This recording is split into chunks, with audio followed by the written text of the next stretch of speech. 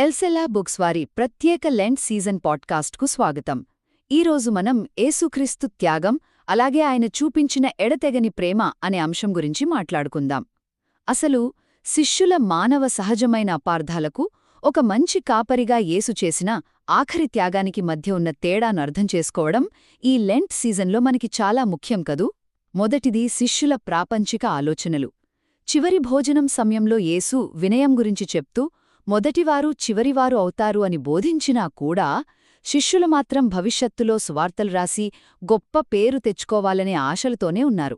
మరి దేవుడు వినయం గురించి బోధిస్తుంటే వారింకా లోకపరమైన కీర్తి కోసమే ఎందుకు పాక్లాడుతున్నారు చెప్పండి. ఇది అచ్చం మనందరి మానవ నైజాన్ని సూచించడం లేదా?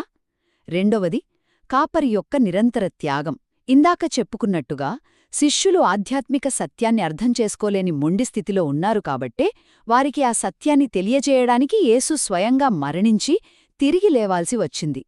ఆయన తన మంద కోసం ప్రాణాలను అర్పించిన నిజమైన కాపరి అండి. మాటల ద్వారా శిష్యులకు అర్థం కాని సత్యాన్ని దేవుడు తన ప్రాణత్యాగమనే కఠినమైన మార్గం ద్వారా ఎలా నిరూపించాడో గమనించారా? ఆశ్చర్యంగా ఉంది కదా. చివరిది, దేవుని ఎడతెగని ప్రేమ. ఈ త్యాగం కేవలం ఒక చారిత్రక ఘటన మాత్రమే కాదు, అది దేవుడు మనకోసం, మనతో పాటు మనవలన పడిన బాధను కూడా సూచిస్తుంది. ఆయన ప్రేమ ఎప్పుడూ మనల్ని వెతుకుతూనే ఉంటుంది. మన కోసమే కాకుండా మన వల్ల కూడా దేవుడు బాధపడ్డాడనేది ఎంత లోతైనా హృదయాన్ని హత్తుకునే వాస్తవం కదా. ఒక్క మాటలో చెప్పాలంటే మన మానవ బలహీనతలు, అపార్థాలను దాటి దేవుడు తన త్యాగం ద్వారా నిరంతరం మనల్ని వెతుకుతూ తన అనంతమైన ప్రేమను పంచుతున్నాడు. మా పాడ్కాస్ట్ విన్నందుకు ధన్యవాదాలు. మరియు మరిన్ని కోసం వింటూ ఉండండి.